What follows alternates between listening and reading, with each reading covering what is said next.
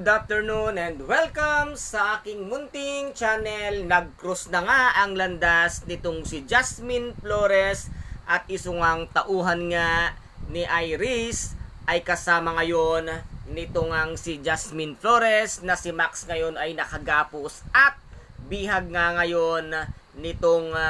si Jasmine at dito nga ay tinatanong niya na kung nasaan ang kanyang anak at nagulat naman itong ang si Max na nagmamaang-maangan na kunwari nga ay wala siyang alam sa ginawa nilang pagkidnap nga o pagkuha sa anak nga itong si Jasmine nung siya ay nanganak nga sa isa sa mga flower shop at ngayon nga ay pinapaamin na itong si Max ngunit ayaw nga itong umamin dahil nga pinuprotektahan niya itong si Iris at itong ang bata na kanilang ang kinidnap na ngayon ay nasa kamay ni Iris at dito nga ay biglang may tumawag nga dito sa telepono nga nitong si Max at dito nga ay nakakuha ng tiyempo itong si Max na makalag nga ang gapos sa kanyang kamay at ito ay bigla niyang tinadyakan si Jasmine at ito ay bigla nga napadapa at nasaktan at ngayon nga ay nakabawi na nga itong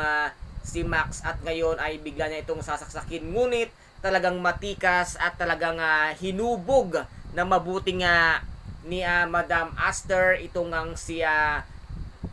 Love para nga maipagtanggol ang kanyang sarili at ngayon ay natawagan nga ni Max itong si Iris at nasabi nga niya na magkasama sila ngayon nitong ang si Jasmine Flores at hawak na ito ngunit bigla nga itong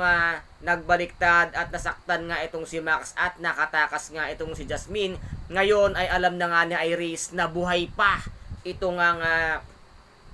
si Jasmine na ngayon ay nagtatago nga sa pangalang Lavender Fields. At ano kaya ngayon ang nangyari kay Max? Tuluyan na kaya itong nakitil ang buhay nitong ang si Jasmine para hindi na makapagsalita at maituro kung ano nga ang itsura nitong ang si Jasmine Flores ngayon na nagpapanggap nga at nagtatago sa pagkatao nga nitong si Lavender Fields. And guys, ito po ang ating pakaabangan dito nga sa Lavender Fields. Ang mga kapanapanabik na kaganapan at eksena at kung nagustuhan po ninyo ang aking videos for today, paki-subscribe na lamang po ng aking channel, paki-like and share para maging update kayo sa lahat ng gagawin kong videos. Maraming salamat po. Ingat, God bless and bye-bye!